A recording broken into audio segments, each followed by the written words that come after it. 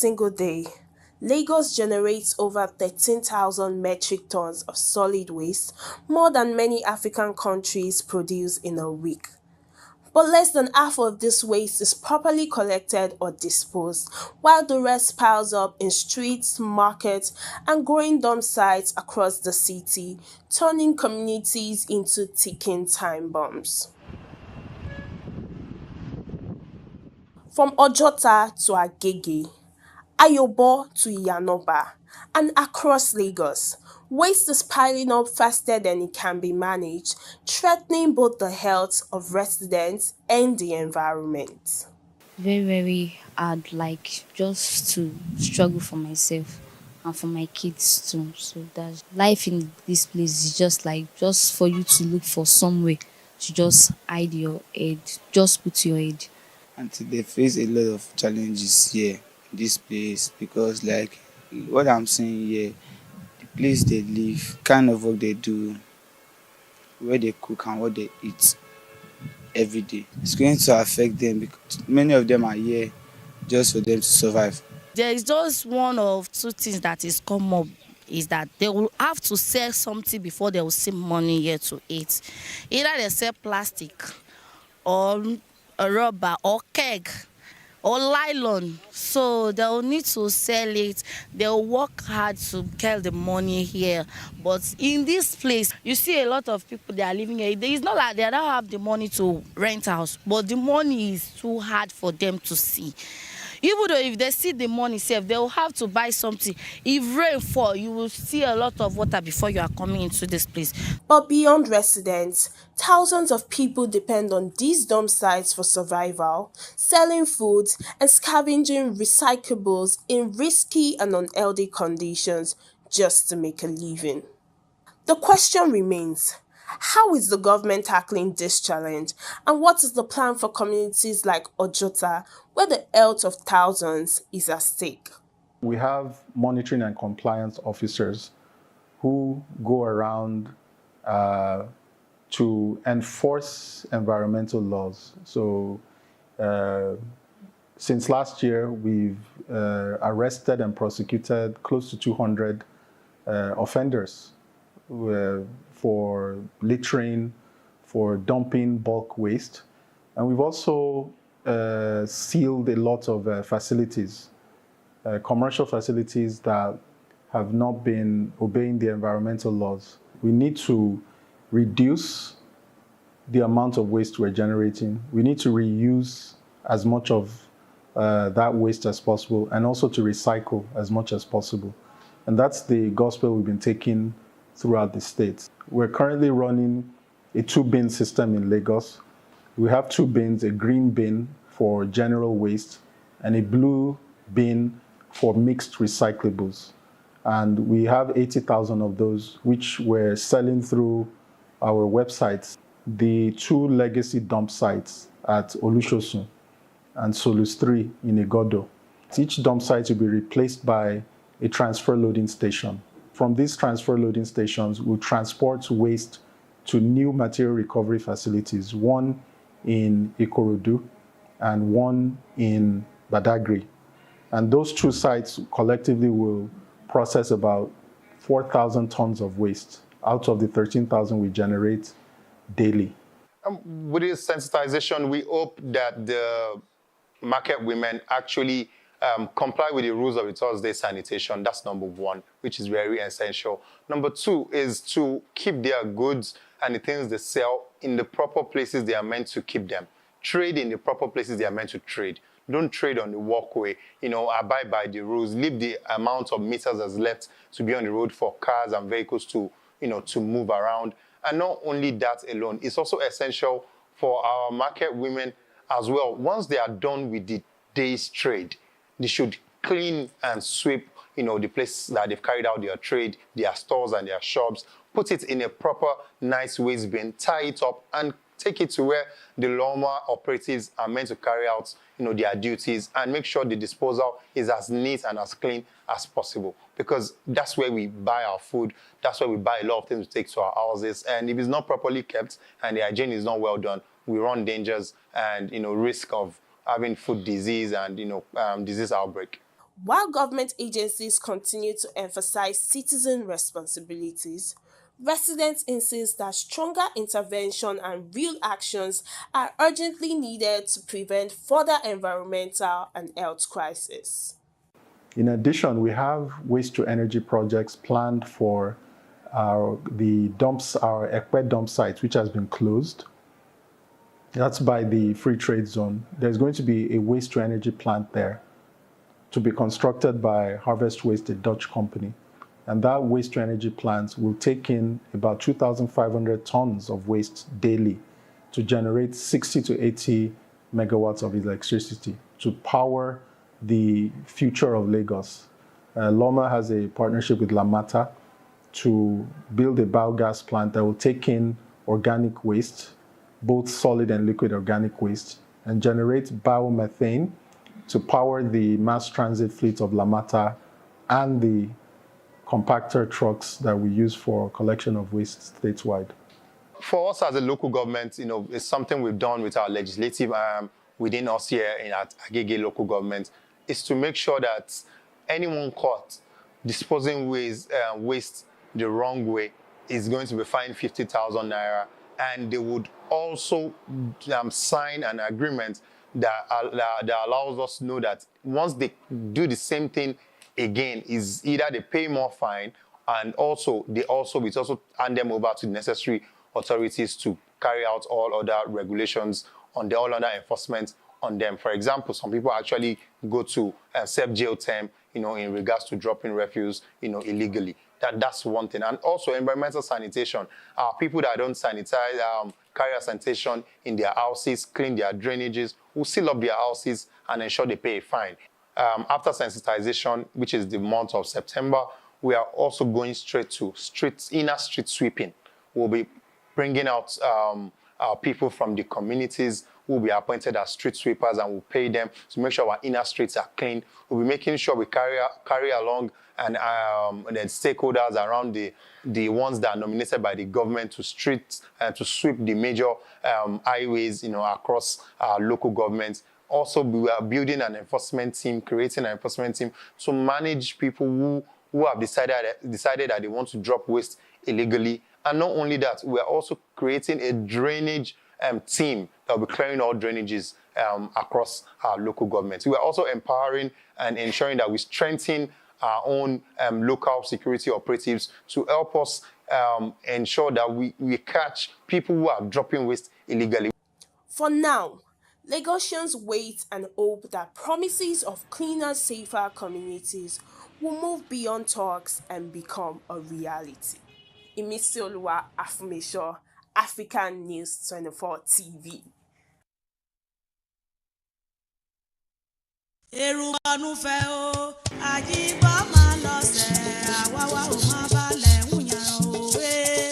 In the heart of Ado-Ekiti flows a sacred river known as Omirin, the river of divine fishes. Here, the waters do more than nourish the land. They carry the spirit of a goddess. Local legend tells of a powerful deity who transformed herself into this river, leaving behind as sacred children the fishes that swim within. To harm them is taboo. To eat them unthinkable. According to the people, no matter how long this fish boils, it will never soften. And anyone who dares to defile the sacred order by catching or cooking a fish from Omirin will face the wrath of the goddess herself. Ẹja tó wà níbẹ̀ wọn kì í pa ẹgẹ́t wọn kì í pa ẹrí gbogbo ọ̀pẹ̀ tó wà lókè níbẹ̀ yẹ wọn kì í da ẹja yẹ ló jẹ́ important jù fún ẹja etérin kó o ṣe é kò ní jiná wọn kì í pa gan kẹ́hìn gbọ́ mi sà wọn kì í pa ẹnìkan dán oníjọ́ kínní àná. Kówé sùn kan yìí ṣe. Kówé kò sí nǹkan tó ní ẹja yẹn máa ṣe pé tóun bá mú lọ léwọn á sè é. Ó ṣe ẹja yẹn títí tí ẹja yẹn ò jiná péjọ. Ejò wà láwárí. Ọ̀hún tí wọ́n pèsè di lẹ́jọ́ pé ó pẹja ẹni. Kí làwọn ìgbésẹ̀ tó ń wá gbé lẹ́yìn yẹn? Ó ṣètìtù ni. Ètùtù rẹ̀ ètùtù ẹni ló ṣe bẹ̀lẹ̀ ọ̀sẹ̀ yá. Ẹ kú o. Eku bó ti ṣètùtù. Bó ti ṣètùtù rẹ̀, ó wà in life till now. The Erin Ayonigba River is not only a site of mystery, but also of healing. Òun lè dókítà rẹ̀ gidi. A gbọ́ ọmọ yìí dókítà ló gbé kàí ló bímọ. Òun lọ́ba iṣẹ́. Òun la alágbo ìwòyá wo mọ́. Torí kó bá ti lóyún sínú, òun ẹbẹ̀ láti ẹ̀gbàgbọ́ títí fún mọ́kà mú ebi. The people believe that its waters cleanse the body and spirit. They drink from it, bathe in it, and use it in their daily lives, trusting the river spirit to protect their community from harm. Téèyàn bá gba àbọ̀dè, ojú ẹsẹ̀ yẹn ló máa lè rìn yẹn máa rí tán á padà. Visitors often come to feed the sacred fish with bread, watching as they gather gracefully at the surface. Àwọn òyìnbó àwọn nǹkan kan ìṣẹ̀ṣe tán máa wá náà wá mú bíi 5 mílítà táà fi rọ omi táà ṣàdúrà táà ṣe tí à ń gbàdúrà. Níjọ́ kan àwọn oníṣẹ̀ṣe ẹni tó rọ́mọ bí wá sísàlẹ̀ lọ́run àwa gbàdúrà fún wọn. Ọdún kejì ẹ̀ ó wá gbọ́mọ yẹn wá láti ṣàdúrà fún. For the people of Erin, Omieri is more than just the water. It is life, healing, and the heartbeat of their faith.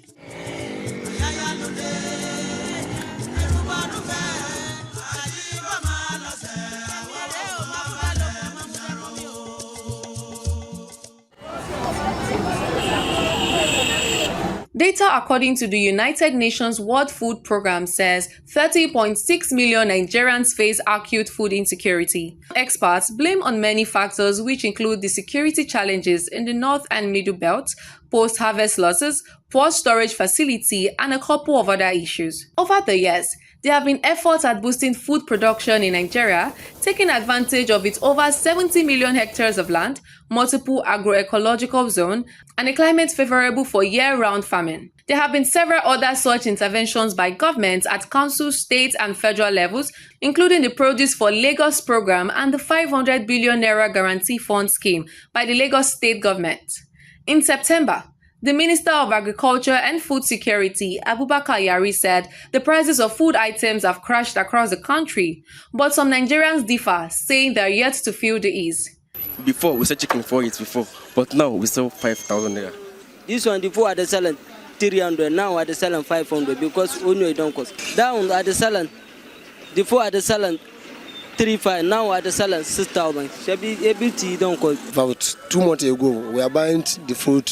Like rice or bag of rice is 70-something thousand naira, like 75, 78, 73. But now 60, 62, 50, 55 safe. So if I look, it's gone down now. Not to say like if you have increasing the price now. 2025 marks the 80th anniversary of the annual World Food Day, which is celebrated on October the 16th every year. This year with the theme, Hand in Hand for Better Food and a Better Future, the United Nations target building a peaceful, sustainable, and food-secure future where everyone has access to a healthy diet. To achieve this, experts suggest the way forward must be comprehensive, from tackling insecurity to investing in climate resilience farming to improving storage, irrigation, and transportation systems. That's in addition to strengthening farmers' cooperatives, access to finance and research.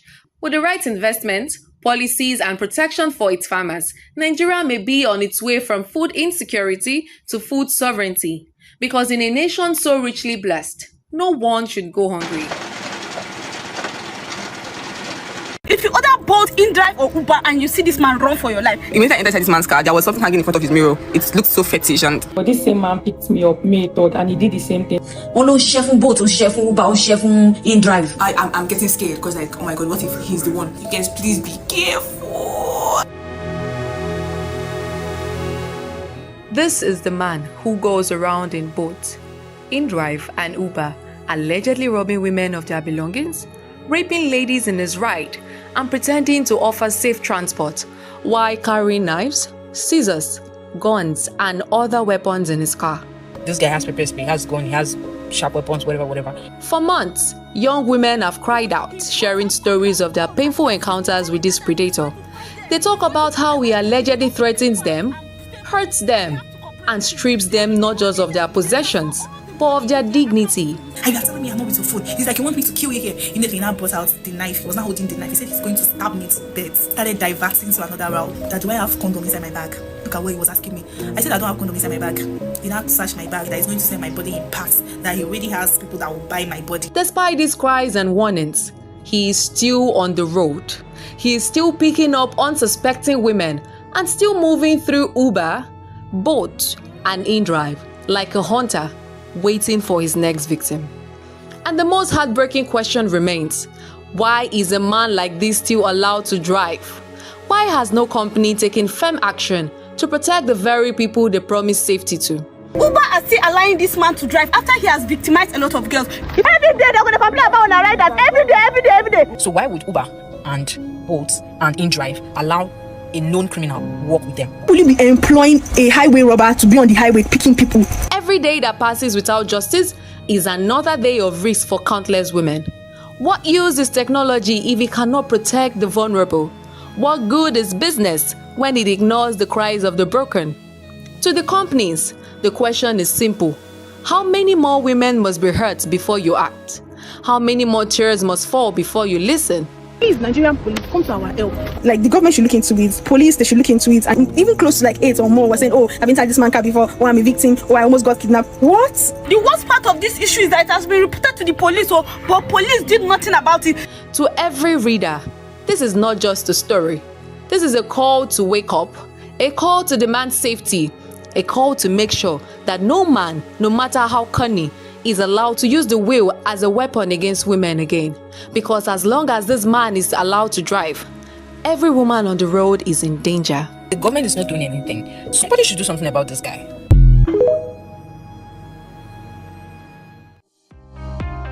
The Nigerian music industry has witnessed a significant shift in popularity and success over the years. Many artists who once dominated the airwaves and commanded large followings have seen their careers decline. Here are 10 Nigerian artists whose careers have gone down the drain. 1. Daddy Shoki. Daddy Shoki was a pioneer of the Agbaman style of music. His popularity peaked in the 1990s with hits like Diana. However, his music career has declined significantly since then. 2. Olumentain. Olumentein's hit single Yawuze became a massive success in the late 2000s. However, his subsequent releases failed to match the success of Yawuze, leading to a decline in his music career. 3. Face. Face was a prominent figure in the Nigerian music industry in the late 1990s and early 2000s, despite his hit singles including Femi Kuti and Kolo Mental. His career has struggled to maintain momentum. 4. Solid Star. Solid Star's music career has faced significant challenges, including limited releases and reduced visibility. Despite his initial success, he has struggled to regain momentum in the competitive Nigerian music industry. 5. Red MC. Red MC's unique style and energetic performances initially gained attention. However, her career failed to sustain momentum due to a lack of consistent quality music and strategic management. 6. Flex B. Flex B's popularity peaked in the mid-2000s with hits like Omorire and Number One Fan. However, his subsequent releases failed to match the success of his earlier works, leading to a decline in his career. 7. Tony Tetula. Tony Tetula was known for his humorous lyrics. However, his popularity has waned over the years due to a lack of consistent quality content and changing musical trends. 8. Mehdi. Mehdi's music career has been marked by struggles to regain momentum. Despite his collaborations with prominent artists, he has failed to produce hits that resonate with his fan base. 9. Korede Bello. Korede Bello rose to fame with his hit single Godwin. Despite his initial success, his music career has experienced a downturn with limited releases and reduced visibility. 10. Dija's soulful voice and potential were evident in her singles. Despite her talent, she has faced challenges in sustaining a successful music career with limited releases and collaborations. Despite their contributions to the Nigerian music industry, their careers have not sustained the same level of success as the ones enjoyed.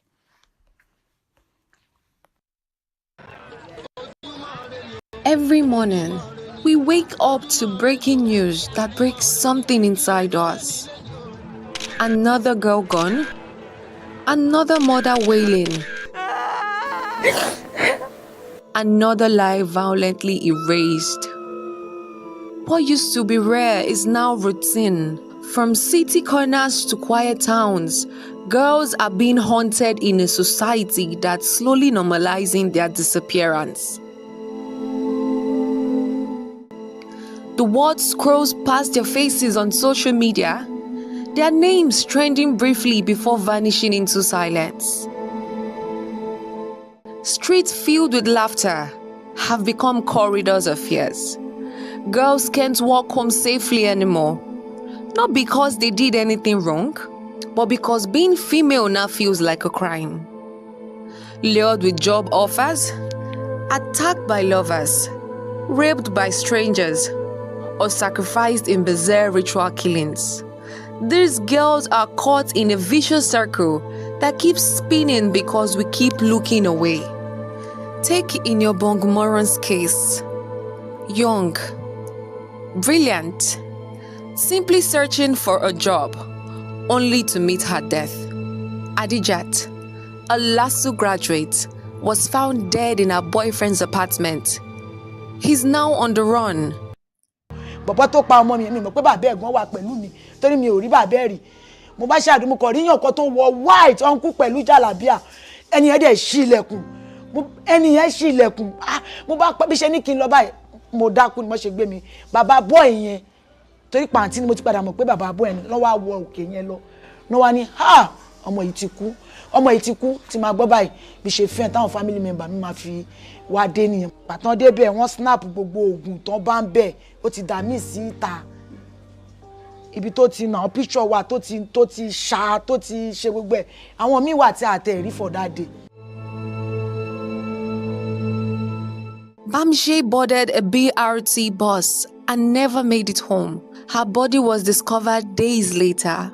Many more stories stay buried, their voices muted by shame and fear. No place is truly safe, even in religious organizations. And while families cry out, society responds with tired clutches. This is more than a security concern. It's a call for education that nurtures values from the foundation. By teaching children early about empathy, respect, boundaries, and the worth of every human life, especially that of a girl child, we lay the foundation for a safer and more compassionate society. We are in the era of social media. We are in the era of depth of distance, where there is no gap again. Virtually, we are practicing homogeneity, not heterogeneity, because society, the level of exposure of some of these children, some of these words, some of these both sex to media is on the high side. So there are some things that are applicable here, and there are some that are not. But due to their exposure, they don't even know how to curtail, how to control themselves. In fact, they've eroded the culture. What we assume to be moral, they've inculcated, they bought the outside the world way of life, what we call the Western way of life. What about some things we see as a form of respect? They don't see it that way. They do things the way they want to do it, the way what they learn from the media. So it's having a drastic influence. The females are not well respected the way they should. In fact, the world is not helping, because I see it as a systemic even problem, because culture is having influence in it. Economic issue, because the society is not even friendly, and everybody wants to be rich. Some of these girls are used for rituals that they are used by boys or men to make money, and because of the level of also covetousness in the aspect of the girls, is also a diminishing return. Is what the boys are using as an what? As an advantage. So when you look at it holistically, we will see that even the Nigerian constitution allows it that there should be equality. It's allowed. But practically, is that what we are experiencing? No. These girls are not random. They were daughters, sisters, students, best friends. Each of them had a light, a voice, a purpose. We cannot keep mourning them like background noise.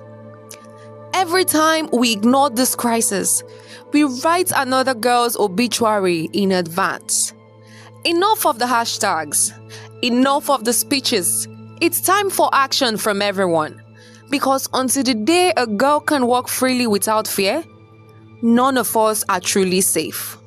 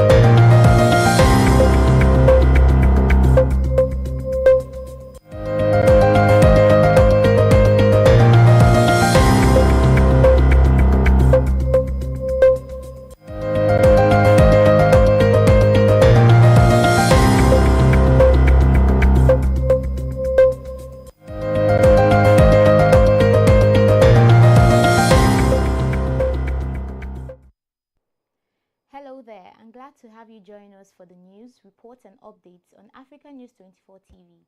I'm Christiana Chikeze. Let's take the highlights first. Chairman of African Commission says no Christian genocide in northern Nigeria.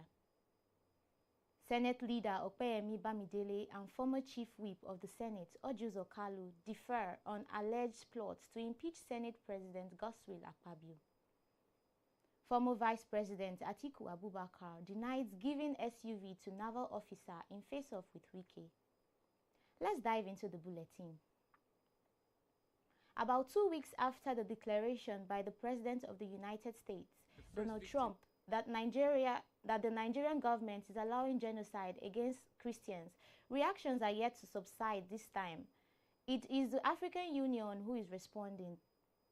Chair of the African Union Commission, Mahamoud Ali Yusuf, is saying there is no genocide in Nigeria.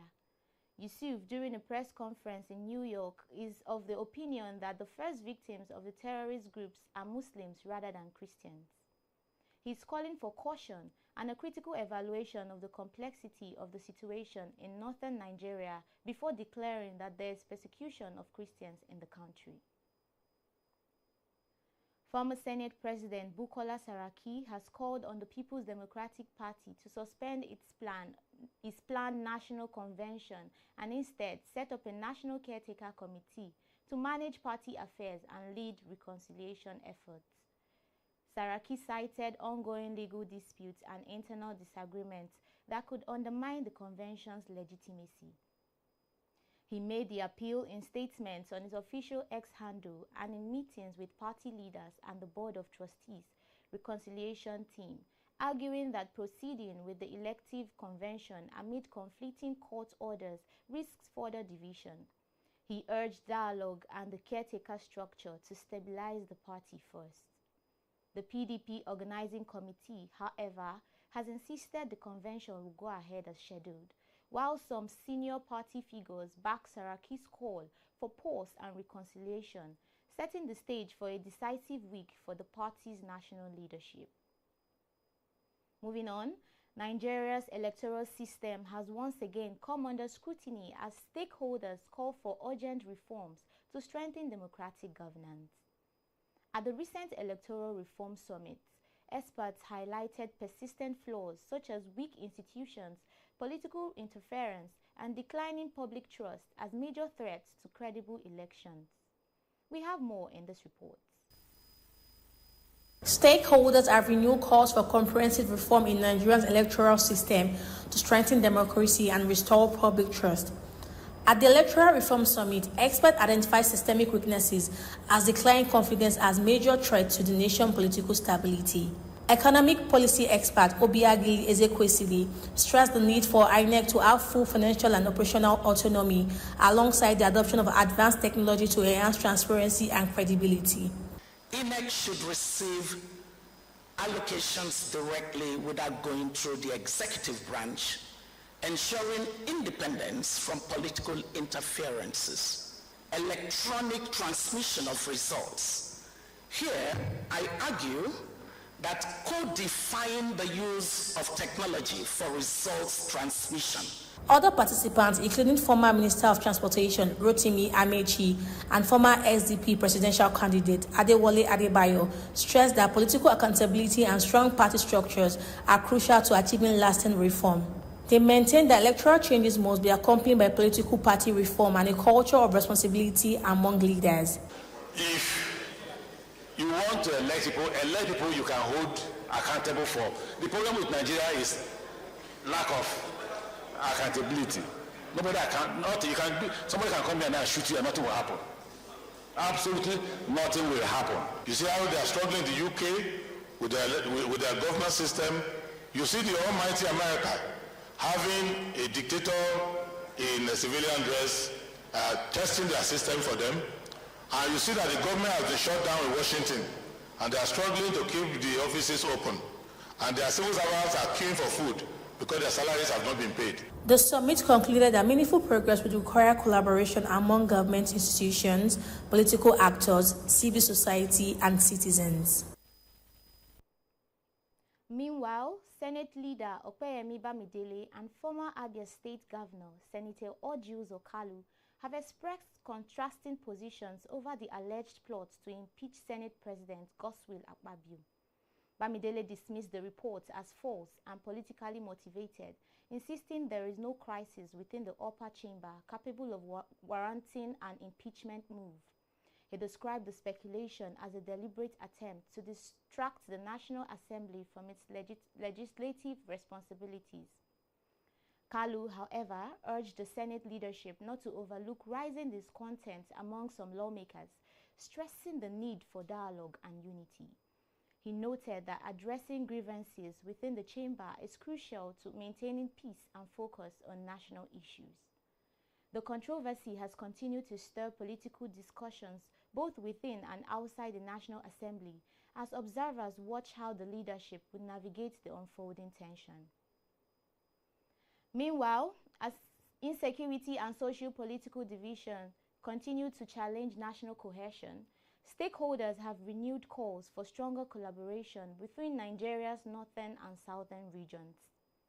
They emphasize that lasting peace, stability, and progress can only be achieved through mutual understanding, shared responsibility, and inclusive governance. The call was made during a forum on national integration, where speakers highlighted the urgent need for a united approach to address the country's growing insecurity and developmental setbacks. Our report tells us more. Calls for renewed collaboration between the northern and southern region have intensified as leaders advocate a united front to tackle Nigerian security and developmental challenges. Speaking at a forum on national integration, Bashir Mohammed, chairman of the Arewa Consultative Forum, Board of Trustees, stressed that the country's security problems required collective efforts, noting that no region can solve its issues in isolation. We have problem of security, as we all know, in this country. We have been trying to fight that problem. We have been encouraging government and security agencies to fight and secure our lives and property. We are very confident that we feel that what affects us in the north, there are other things that affect other people in the south, and that no group alone can solve its own problem, and no group alone can solve Nigeria's problem. So we need to put our heads together. We need to solicit the cooperation and expertise of those who are in a position to assist us and assist this country.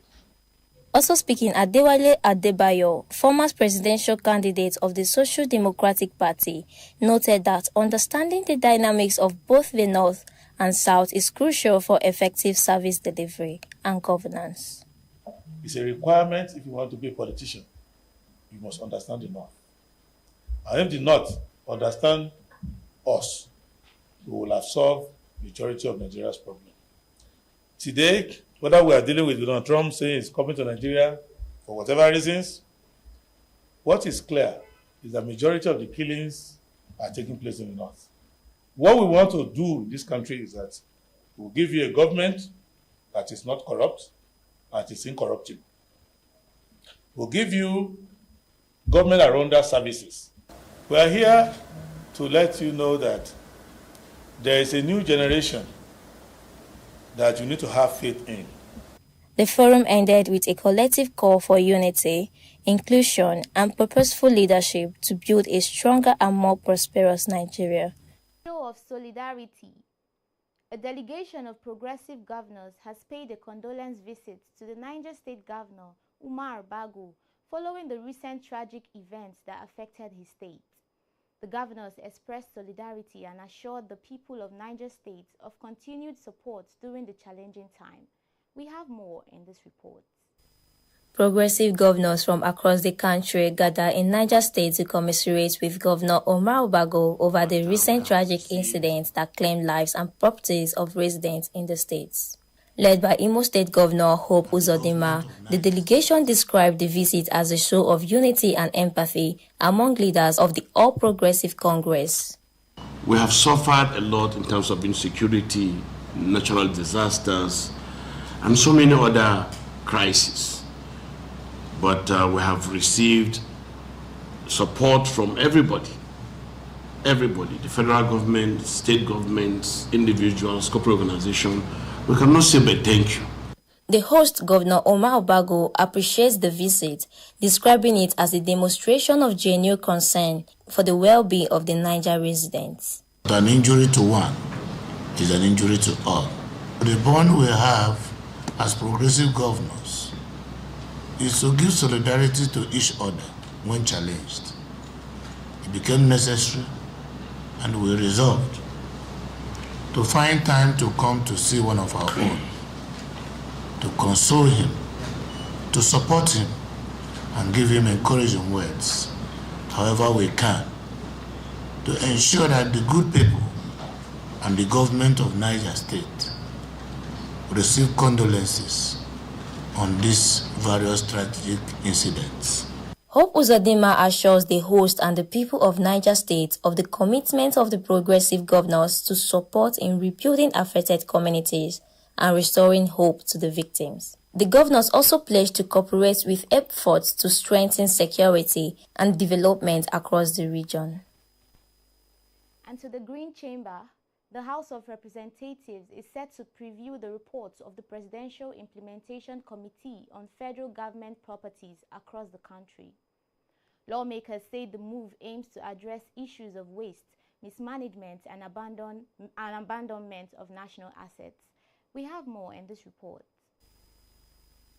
The House of Representatives has expressed concern over the increasing number of abandoned federal government properties across the countries. During plenary, lawmakers resolved to review the report of the Presidential Implementation Committee with a view to reclaiming and putting the assets to productive use. Abbas Tajuddin of the House of Representatives assured of the transparency in the review process and focus on maximizing the economic value of public assets. While I trust that the House will consider the legislation of the bill in an expeditious manner, please accept, Right Honorable Speaker, the assurances of my highest regard. Mohammed Bragaja from Sokoto State urged the federal government to take divisive action against agencies responsible for neglecting public properties, stressing that many have become hideouts for criminal activities. From 6 to 8 November 2025 alone, 24 people were killed, while 41 were kidnapped in the following villages: Kurawa, Adamawa, Isa, Bargaja, Benzanke, and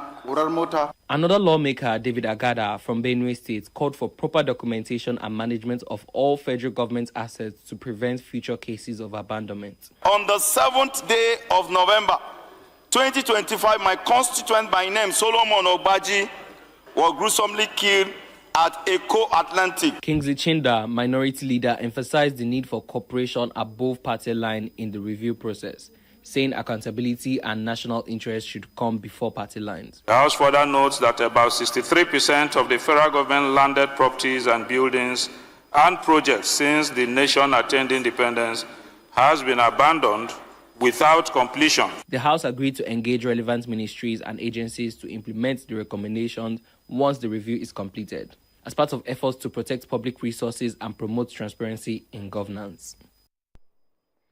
And in health, there's a call for a concerted effort in tackling the rising cases of prostate cancer globally. The latest call is from a group, the Inclusive Cancer Care Research Equity Consortium for Black Men. The group makes case for regular checkups, warning that the lack of proper screening contributes to the rising cases of prostate cancer among Black men. The group was speaking during a prostate cancer summit in Lokoja with the theme United Against Prostate Cancer. According to the organizers of the summit, the meeting coincides with the Global Men's Health Awareness Month. And still on health, the Lagos State government has warned residents against flouting environmental laws. This, according to the state government, is due to the population and health hazards such actions portend. The Commissioner for Environment and Water Resources, Tokunbo Wahab, gave the warning in a message on X where he announced the seal of a restaurant in Lekki area of the state. The restaurant was sealed for allegedly discharging raw sewage into public drains using a pumping machine. The state government expressed concern that such actions, aside from causing offensive odor, also constitute public nuisance and endanger human life. Wahab warns commercial establishments such as restaurants, hotels and industrial facilities across the state to shun environmental pollution. Otherwise, officials of the Lagos State Wastewater Management Office may take actions against them. The Kogi State government has received a delegation from the National Defense College as part of the institution's study tour of the state. The visit focused on Kogi strategies for security management, mineral resource development, and inclusive governance. We have more in this report. As part of efforts to strengthen collaboration between government and strategic institutions, the Kogi State government has hosted participants of the National Defense College on a study tour of the state. The team, led by officials of the Center for Strategic Research and Studies, was received at the government house in Lokoja, where discussions center on the state's approach to peace-building and sustainable economic growth. The government of Alhaji Ahmed Usman Ododo has worked tirelessly to consolidate the security architecture inherited from our predecessor.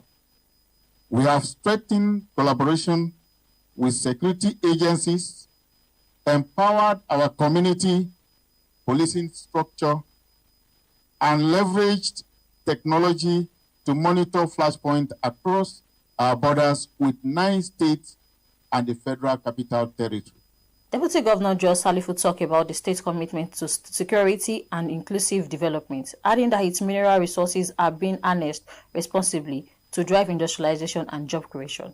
The idea is to have a comprehensive studies of this section so that we can advise both, not just the state, but the federal government in refocusing on some of the challenges that are here in the state and at the session, the whole country. The visitors commend the state government for its proactive security measures and community engagement, describing Kogi as a model for coordinated governance and peace and maintenance.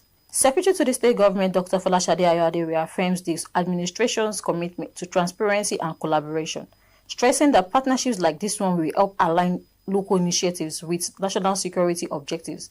Need for the rules on mineral resources, the ownership of mineral resources to be looked into and be reviewed so that not only in petroleum we'll be getting 13% derivation, even in the mineral resources under the ground. The visit also provided the NDC team with first-hand insight into the state mineral development strategy and its impact on economic inclusion, security, and social stability. Let's go on a break. When we return, we'll tell you what former Vice President is saying on a car gift he allegedly gave the naval officer who clashed with the Minister of FCT, Nyesom Wike. Please don't go away.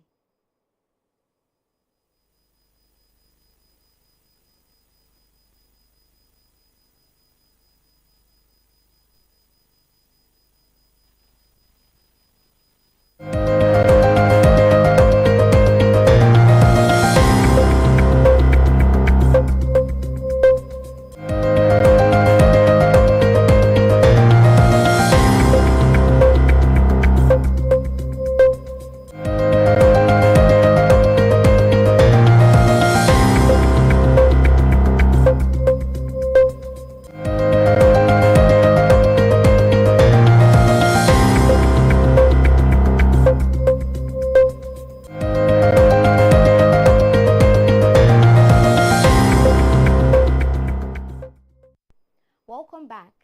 Still on development, community-based organizations in Adamawa State are intensifying efforts to promote local government development through inclusive and community-led initiatives. The group say empowering citizens at the grassroots level remains key to sustainable growth and effective governance. We have more in our next report. Civil society groups in Adamawa State have launched new initiatives aimed at strengthening local governance and promoting citizen participation in community development. The program, supported by the Oxfam Nigeria and the Christian Rural and Urban Development Association of Nigeria, focus on equipping communities with the skills and resources needed to address local challenges independently. The project coordinator, Samuel Lashon, described the initiative as one designed to empower citizens to take ownership of development processes in their communities, ensuring accountability and sustainability in local governance.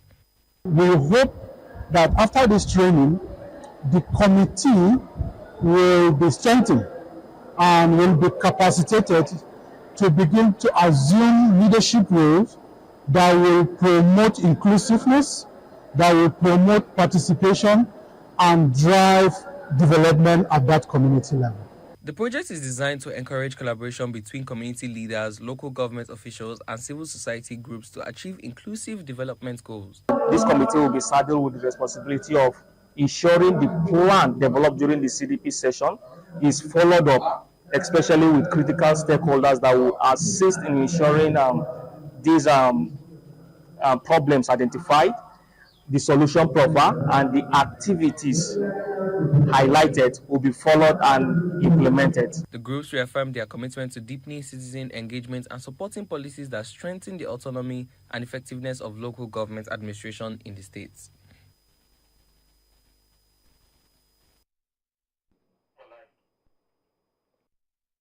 Former Vice President Atiku Abubakar has denied reports claiming he gifted a sport utility vehicle to the naval officer allegedly involved in a recent confrontation with the Minister of the Federal Capital Territory, Nyesom Wike. In a statement issued by his media aide, Atiku described the reports as false, mischievous, and politically motivated, urging the public to disregard it. He maintained that he had no connection with the incident or any of the security personnel involved. The former vice president accused certain political actors of attempting to drag his name into controversies to score cheap political points. He reiterated his commitment to focusing on national unity and good governance rather than engaging in political distractions. The alleged altercation involving the FCT minister and the naval officer has continued to generate public conversation, with security agencies reportedly reviewing the matter. Moving on, motorists in Lagos State, particularly those living around the Lekki-Ajah corridor, may have to replan their movement as the state government is planning to rehabilitate work around the axis.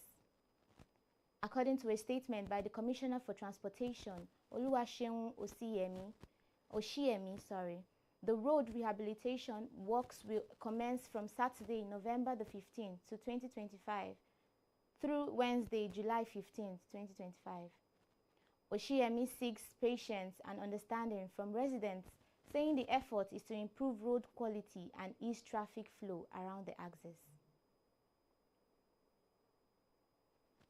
The Commissioner assures that despite the closure during the 8-month rehabilitation work, motorists going to Lekki and Ajah would have a thorough fare throughout the duration of the first phase. And the Nigerian women are increasingly breaking barriers in professions traditionally dominated by men, challenging long-held societal norms. From the technology and automobile engineering to barbing, these women are proving that talent and determination are not defined by gender. Driven by passion and a desire to make a meaningful impact, many have persevered despite societal pressures and skepticism. Our next report tells us how the women are forging new paths, inspiring others and redefining what it means to thrive in male-dominated sectors. It is no longer business as usual for many Nigerian women as they continue to shatter stereotypes and redefine boundaries in traditional male-dominated professions. From technology to automobile engineering and barbing, women across the country are breaking barriers and proving that passion and determination know no gender. For Louis Ugbe, founder of Avi Technology and Academy, her motivation goes beyond personal success. She says the passion and impact kept her going. I had downtime, I was still struggling, all of that. But I think what kept me going is the fact that I was passionate about tech and I just wanted to make people's life better. I wanted people to be able to come to my academy, learn and get, a source of income. So that was actually what kept me going, the impact that I was creating, even though at that time I could not really see the physical, maybe monetarily, I could not really see, it in cash. Also, Vivian Iwenke, who is a barber, recalled facing pressure from her mother to quit, but remained resolute, saying she wanted to do something different from what every other girl was doing. I remember those times my mom would wake me up at the middle of the night and be like, do you think is what you're supposed to do? Why can't you change your mind? Why can't you go for any other thing that ladies do? Or why can't you just give up about this barbering? Then I told her no, that I can't leave this barbering, that I just wanted to do something that is different from what every other girl is doing. Despite societal pushback, others like automobile engineer Priscilla Indinka and hardware technician Victoria Ganga credit their family and communities for encouragement that kept them moving forward. The person that stood beside me was my father. Because so many people then was telling him, why do you like your daughter to go and do this type of work? It's too hard, that the thing will affect her in her old age or when to give birth. So my father said no. Since she have chosen to do this work, and the aeronautic engineering she wants to do, she couldn't do it again because of one thing or the other. And she chose to do this one, let her go and do it. Nothing will happen to her. She will finish it up. So with that, I had more courage. My parents, when I get home, they'll be shouting, our able tech, you know. So there's just the drive to just want to push. Sometimes to get you pissed off when my boss is shouting, scolding. People like, wait, I'm the girl inside though. But look at the way he's just putting everything on you, just bambing with everything. I tell people, if you want to go into tech or just anything, you need to have a community of people who share the same value with you. So I was learning tech, and then I had a community of people who were also into tech. So even when I had challenges along the way, I could run to them and tell them, oh, I'm struggling with this area, I need help. And then I had people rally around me to just tell me, okay, this is what you need to do, and this is how you need to go past this particular challenge you're going through. These resilience reflect a growing shift in mindset, one where Nigerian women are not only thriving, but leading in field once close to them, inspiring a new generation to follow suit. And the Adamawa state government has urged youths to embrace discipline, hard work and devotion as guiding principles for success. Officials say responsible conduct and moral uprightness are essential for building a productive and peaceful society. We have more in this report. Adamawa state government is calling on young people across the state to adopt discipline and dedication as tools for personal and community development. Speaking during a youth engagement program, the Commissioner for Local Government Affairs, Ibrahim Yagaji, emphasizes that the future of the state depends on the character and commitment of its young population. Ibrahim Yagaji asks the youth to shun social vices and channel their energy towards education, skills acquisition, and productive ventures that contribute to growth and development. This gathering has reminded us once again of the timeless power of the Quran, a light that guides our hearts, shapes our morals, and unites the Ummah in faith and brotherhood. Participants commend the state government for its investment in youth empowerment programs, which they say serves as a source of inspiration for men to pursue positive change. I extend my heartfelt congratulations to all the participants, especially our winners, for their dedication, perseverance, and exceptional recitational skills. The event brings together youth from different parts of the state to discuss ways of promoting discipline, peace, and civic responsibility among the youth population. Let's go on a break now. We will return with our business stories. Join us again.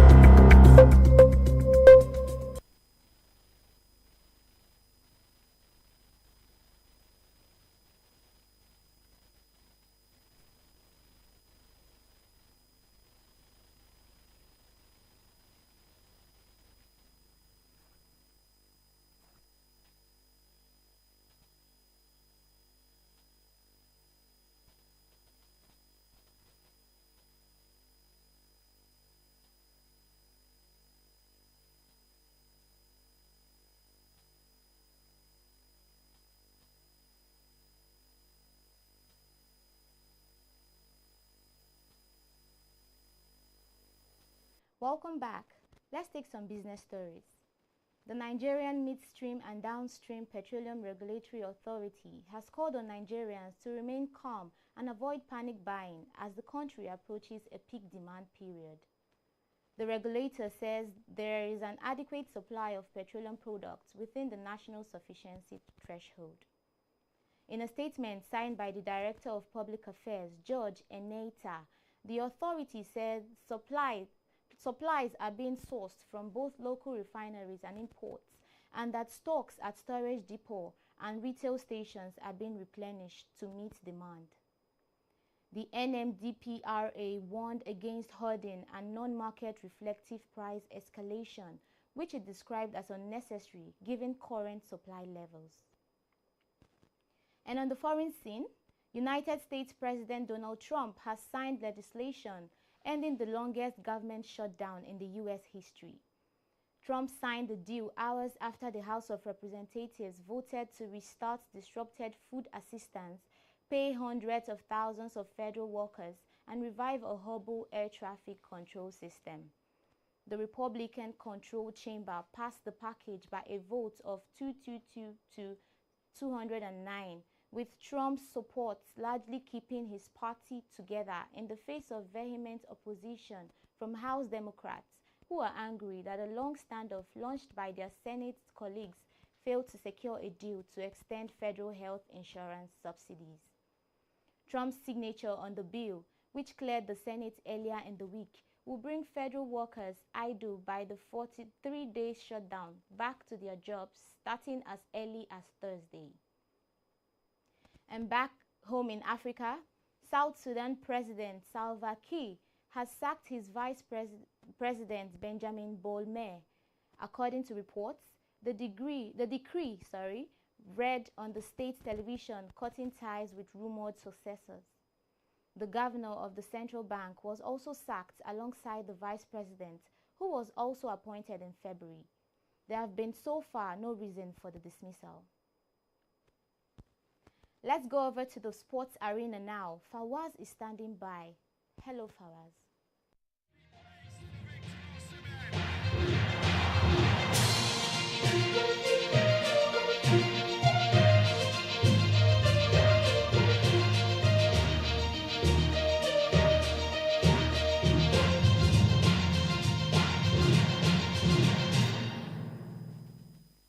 Thank you very much and welcome to sports. We begin with the report of the Super Eagles, who are gearing up to face Gabon Panthers in a tense semi-final clash today in the 2026 World Cup playoffs. The match promises excitement, skill, and drama as both teams fight for a place in the final. For fans across Nigeria, this is more than just a game. It is a moment of hope. Supporters are eager to see their heroes shine, showing the determination and teamwork that could take the Super Eagles all the way. While it is expected to come with tension, this game also brings communities together, sparking conversations, celebrations, and dream of seeing Nigeria on top once again. Sports analysts are giving Nigeria a greater chance at victory.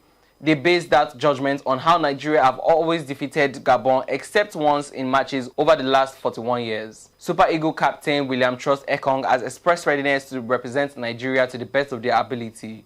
He makes these commitments the outstanding financial benefits having been resolved. The players had boycotted training on Tuesday due to the non-payment of a backlog of allowances dating back to 2019.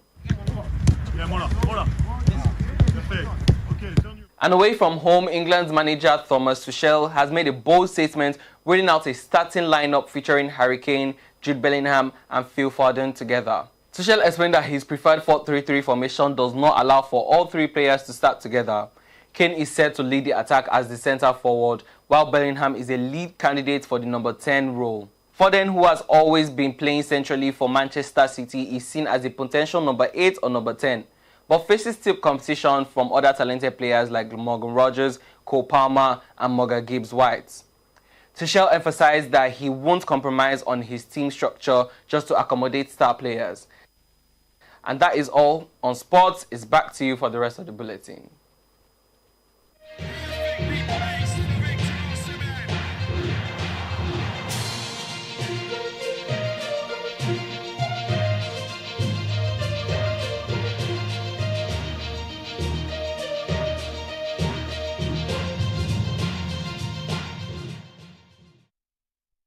of ours.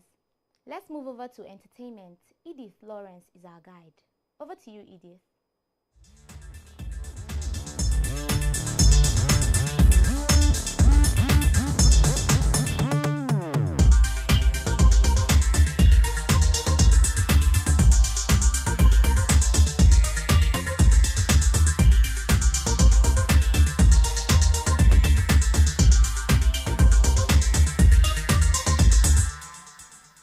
Thank you and welcome to entertainment.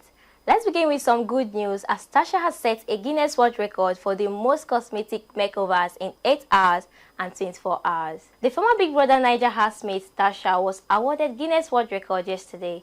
A post confirmed by the Guinness World Record on X states, and I quote, "Congratulations to Tasha, who set 2 new GWR titles for the most cosmetic makeovers in 8 hours and 24 hours. End of quote. With 145 models whose makeup were done, including both men and women, had their makeup done in John Rado Center for Yoruba Culture and History in Lagos from October 10 to 12.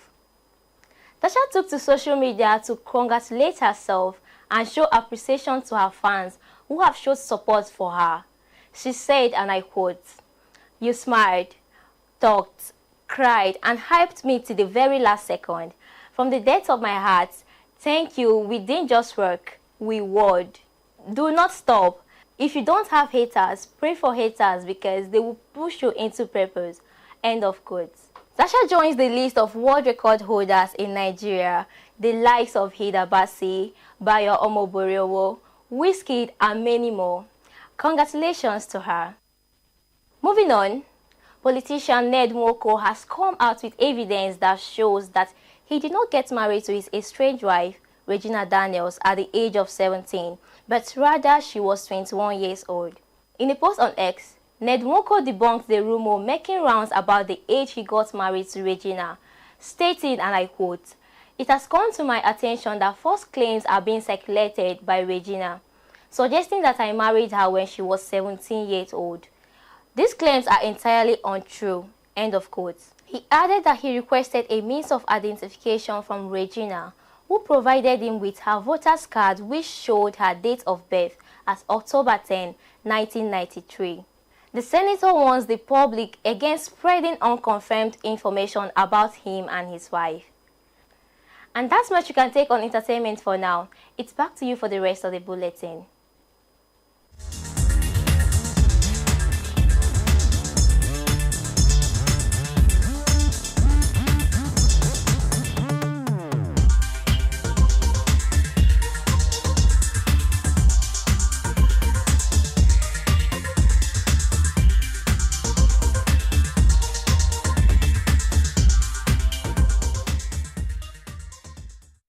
Thank you, Edith.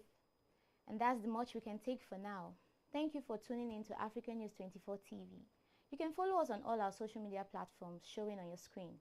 And please, check our website at africannews24.ng to stay informed and ahead. We'll catch you on the next broadcast. I'm Christiana Chikezi. Bye for now.